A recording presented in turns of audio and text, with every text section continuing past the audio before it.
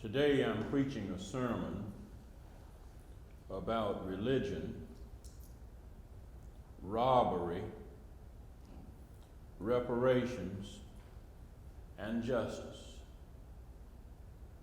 A sermon about religion, robbery, reparations, and justice.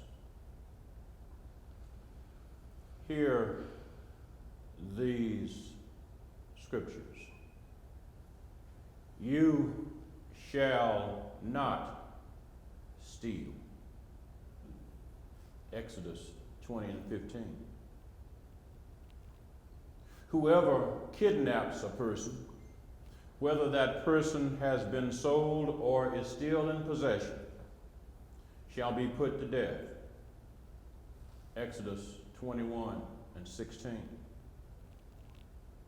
When someone steals an ox or a sheep and slaughters it or sells it, the thief shall pay 5 oxen for an ox and 4 sheep for a sheep. The thief shall make restitution. Exodus 22 and 1. You shall not pervert the justice due to your poor in their lawsuits. Keep far from a false charge, and do not kill the innocent or those in the right, for I will not acquit the guilty. You shall take no bribe, for a bribe blinds the officials and subverts the cause of those who are in the right. You shall not oppress a resident alien.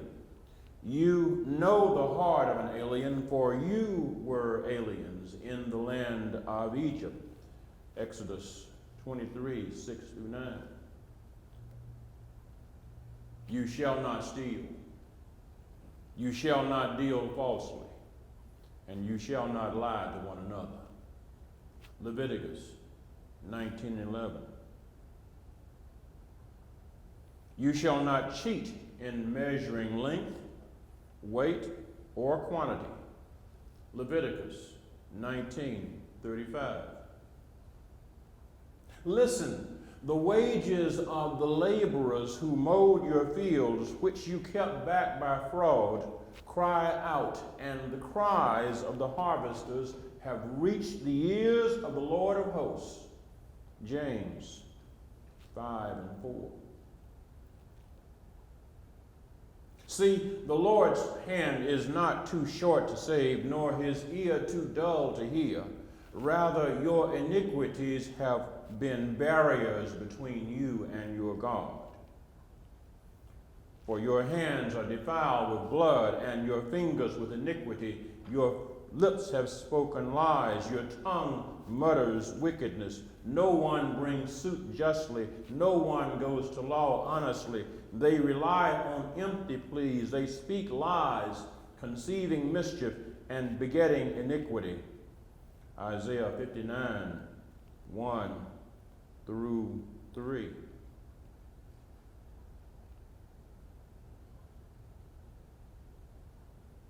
Zacchaeus stood there and said to the Lord, Look, Lord, if I have defrauded anyone of anything, I will pay back 4 times as much.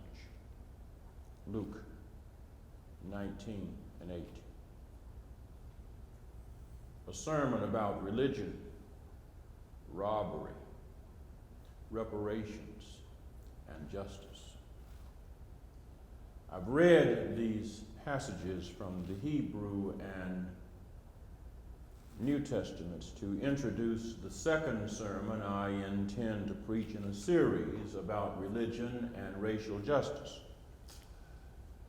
I do not know how many sermons are in the series. I do not know how long the series will last.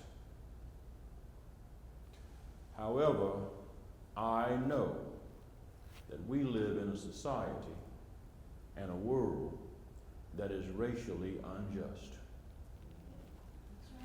The wealth of our society was built on racial injustice. racial injustice is the original sin of this society and is embedded in its moral, ethical, religious, commercial, political, and social DNA. I know, therefore, that I must preach about the debt created by that injustice. But first, let us understand two words: restitution and reparation, that I will be using again and again in this sermon and in others in the series. Restitution and reparation. By restitution, I mean an obligation owed by a person or a party, an individual, to repay a debt or to repair a wrong inflicted on another person or party, on another individual. Restitution is between persons. If I wrong you, if I injure you, if I owe you individually, I have an obligation, a moral and ethical obligation as a person to make restitution, to make you whole, to restore you to the position you were in or would have been in had I not wronged you, injured you. Restitution is person to person, individual to individual, party to party.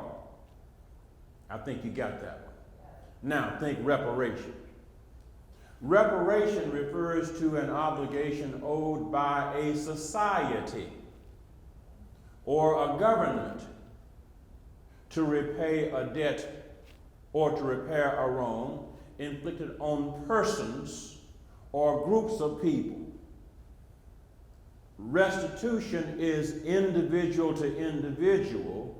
Reparations is societal, is an obligation society owes people who have been wronged or a person who has been wronged. For instance, if a person has been wrongly imprisoned by society, the society owes that person reparations because it's society. At the heart of both ideas, restitution and reparation, is a sense of robbery, is a sense of wrongful conduct that has caused harm, loss, injury, suffering to another person or party, restitution, or to a group of people, reparations. But at the heart of that is that word robbery. Something has been taken. Health, some property. Something has been taken that should not have been taken. Some wrong has been done that has left the wrong party less than he or she would have been had the wrong not happened. So we talk about religion, robbery, reparations, and justice. And we turn to the question that Terry Jeffries of New Millennium Church posed during our reflection time last Sunday, the 12th of July, when Terry asked, why have other people groups received reparation, but no reparation has been made to black people for slavery and the racial injustice that continues to from it? And I mentioned to Terry in our group last week, I will try to deal with that in the next sermon, so here we are. One reason is explained in the passage I read from Isaiah 59. You recall where the passage begins, "The Lord's hand is not too short, but your iniquities have kept you." Your iniquities have kept you from receiving the blessings of God. The thrust of that passage from Isaiah 59, and I read only a part of what I had intended to read, but the passage is longer, and in the interest of brevity, I did not read the entire passage, Isaiah 59, 1 through 8. But the point of that passage is that the religion of this society shamelessly condoned and justified the greed and the robbery and the violence and the deceit and the other injustices associated with slavery and racialized oppression of black people. From the first time black people came on these shores as enslaved persons in 1619, and from the rest of the time on. One reason why other people have been receiving reparations, but no reparations have been made for black people for slavery, is because the religion of this society has justified the greed and justified the robbery and justified the violence and justified the deceit. When European colonizers cheated and lied and robbed the indigenous people of this land of their land and water and wages, religion sacralized the whole operation against stealing the land and the water from the native people of this society. Religion did that. When European governments set up colonial governments that licensed land theft and cheating and murdering indigenous people and murdering the native people of this land, people who call themselves followers of Jesus condoned it and supported it. And then the colonizers kidnapped Africans. They set up shipping companies to transport and trade the enslaved Africans. Insurance companies and banks financed the whole operation. The slavery of black people was carried on openly in this society for 250 years, and people who call themselves followers of Jesus condoned it and supported it. The cover story in the June 28, 2020 issue of the New York Times Magazine is titled, "What is Owed?" and is written by Nicole Hannah-Jones.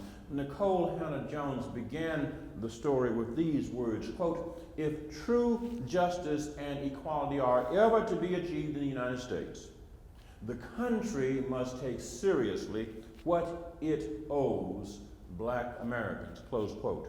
And with that introductory statement, Nicole Hannah-Jones argues that this nation must move beyond slogans and undertake deep conversation about reparations for black Americans. Hannah-Jones adds this truth, quote, "A truly great country does not ignore or excuse its sins.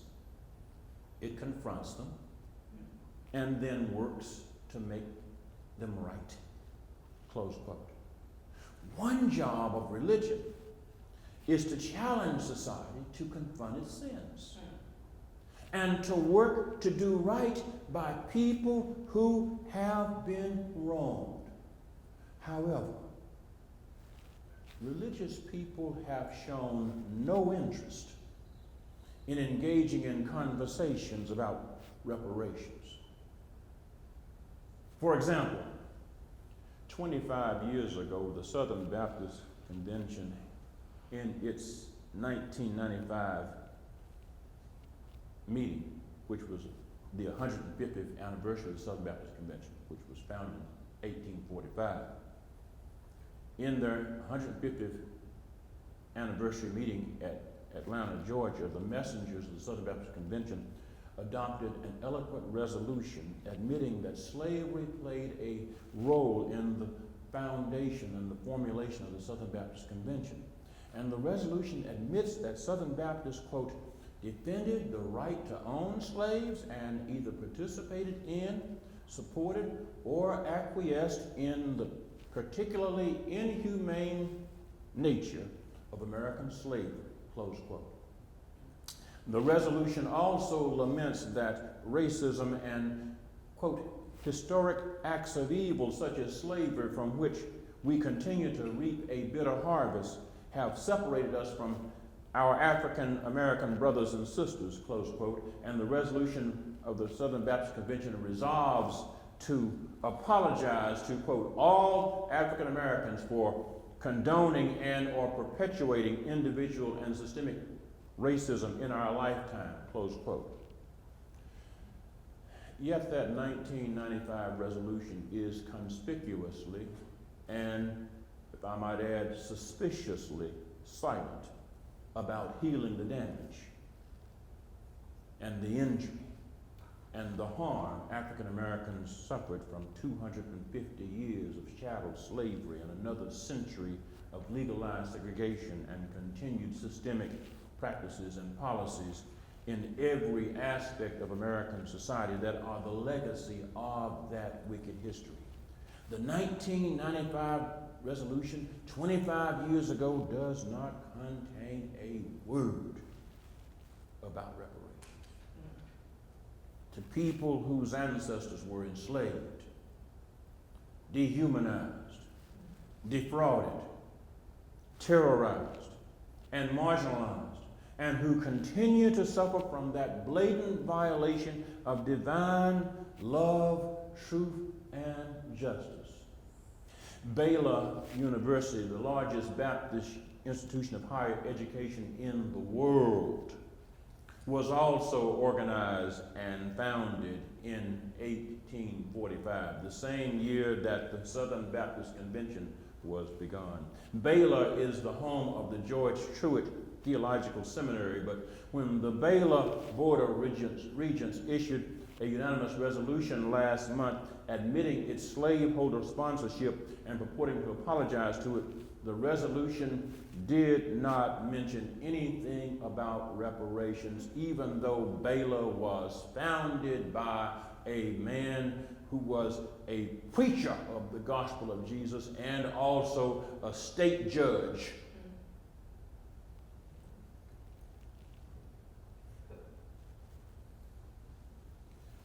Greed and robbery are the root causes of racism and racial injustice.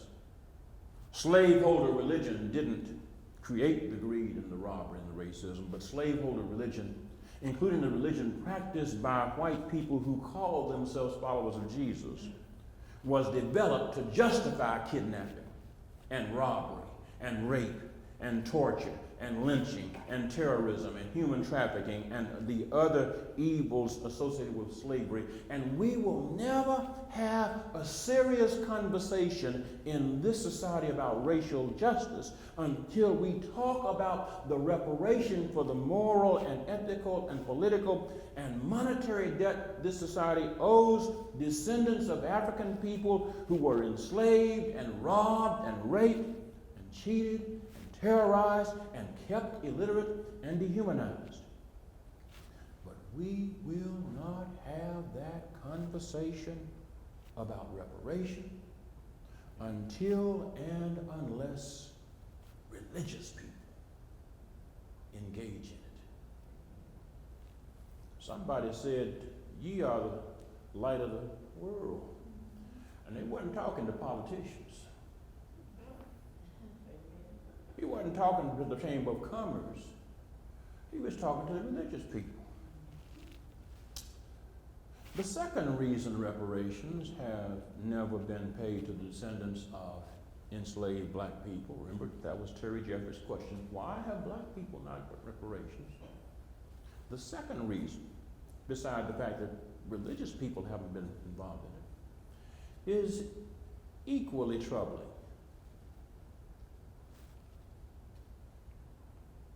The second reason is that we who are black have been timid about demanding reparations.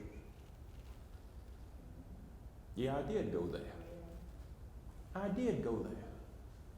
We who are black have been timid about demanding reparations. We have been timid in the face of white privilege. We have been timid in the face of terrorism. We have been timid.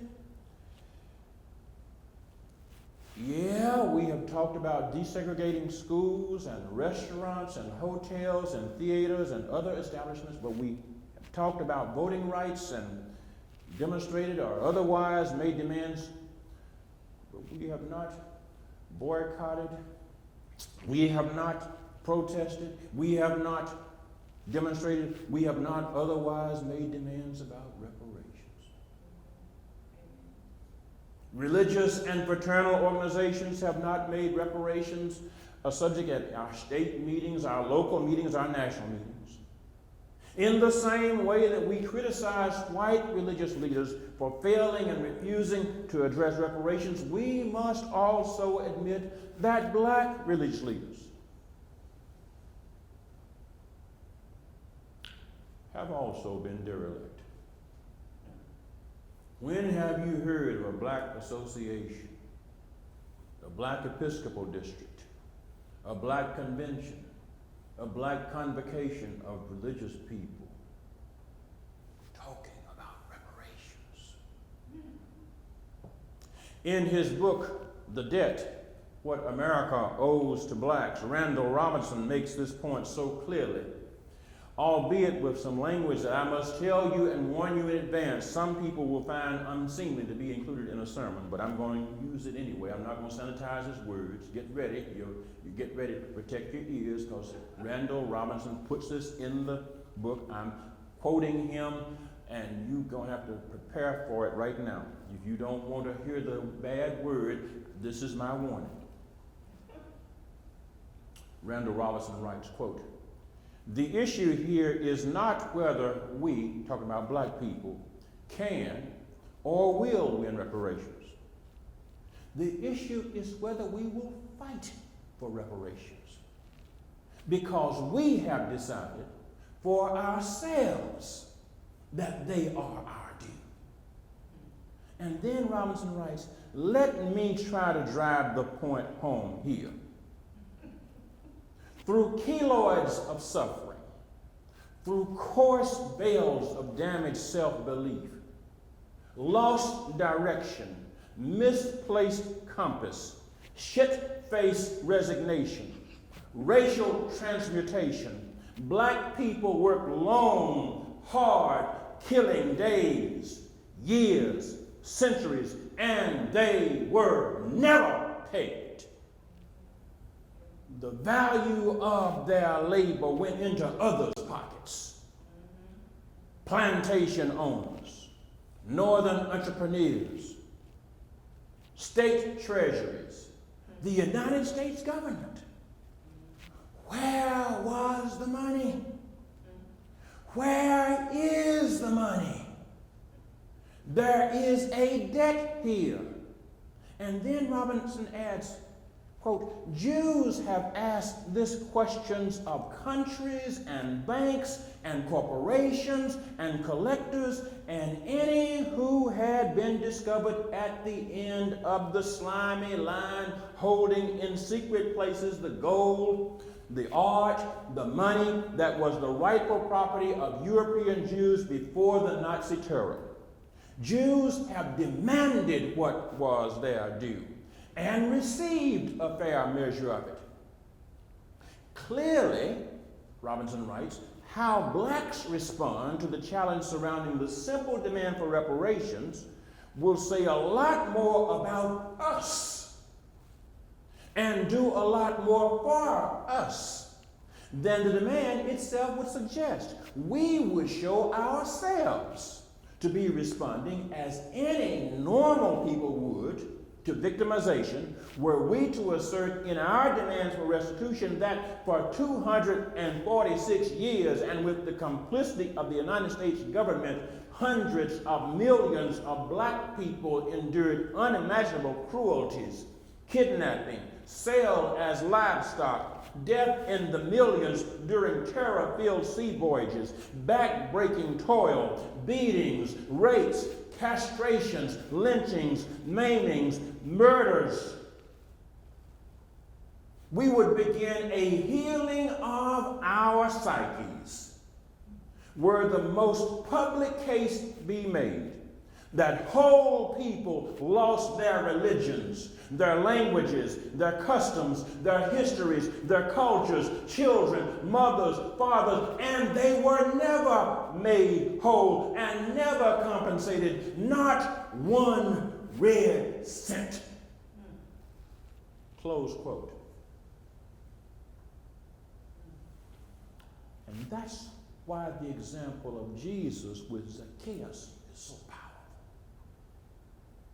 Jesus, unlike black people, did not shirk his moral and ethical duty to confront Zacchaeus,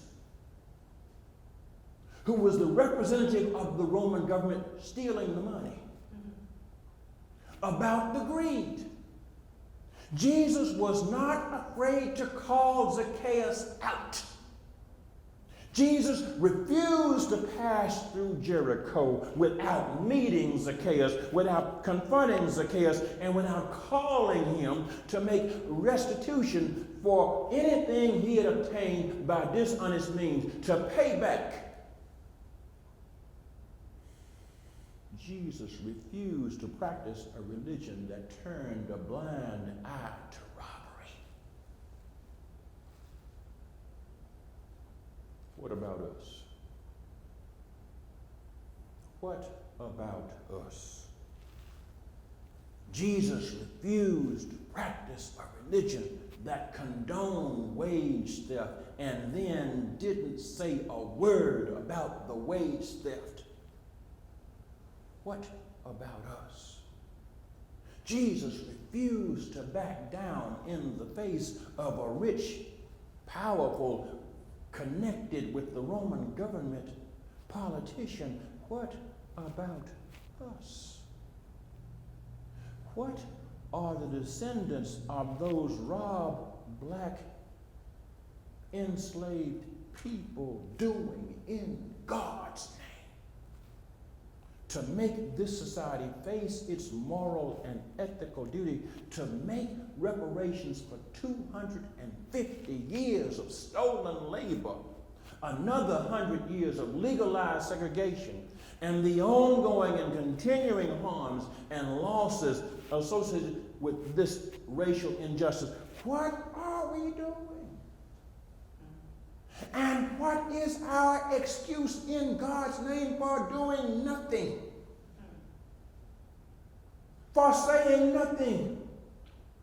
Or for doing so little and saying it so lightly?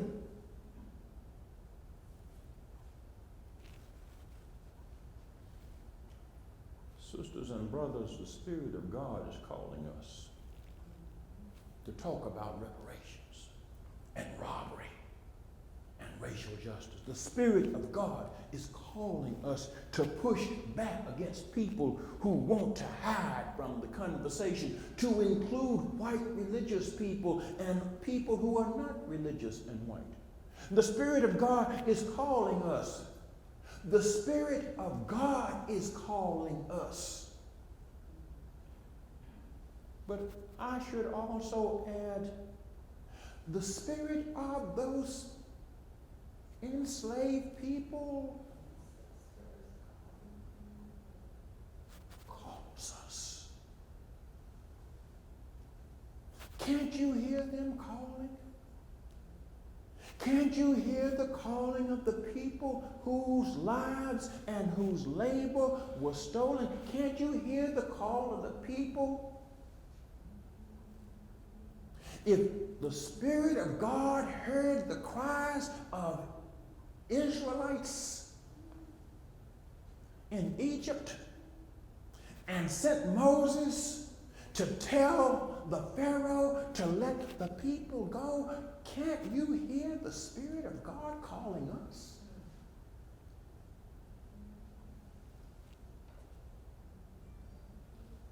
What does it take for us to hear the Spirit? What does it take for us to hear the cries of those who have been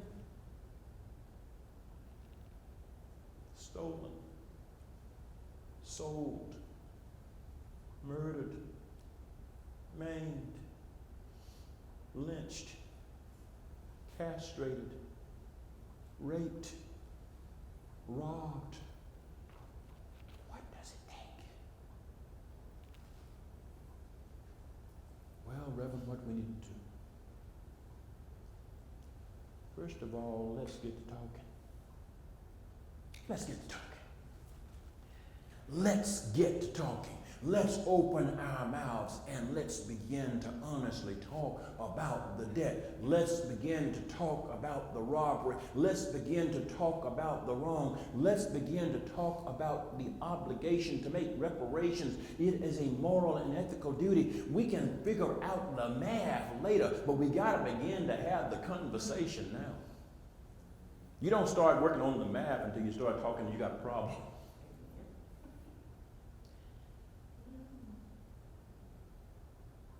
We got to stop being hush-mouthed. We've got to stop being hush-mouthed. And we've got to stop using good religion. I got too much good religion to talk about. No, you don't have good religion if you can't talk about the truth. You got bad religion. You got slaveholder religion if you are going to be quiet about robbery, because the slaveholder said, listen, we're going to do this to you, and don't you tell nobody. Don't you say anything about it. That's not good religion. That's slaveholder religion. So let's get to talking. Secondly, let's get to challenging. Let's get to challenging the religion that says, don't talk about this. It's just bringing up old wounds. No, no. No, no.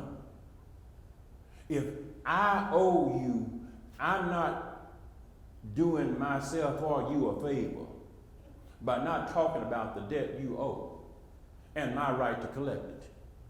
And if you wrong me, you're not doing yourself or me a favor by telling me I ought to put up with the wrong and not say anything. Let's get to challenging. Let us get to doing reparations work in the name of God, who said, you shall not steal. You shall not steal. You shall not cheat. You shall not kidnap. In the name of that God and the name of the Jesus who went to Zacchaeus and who talked to Zacchaeus so much that Zacchaeus said, Lord, if I've gotten anything through fraud, I'll repay it 4 times.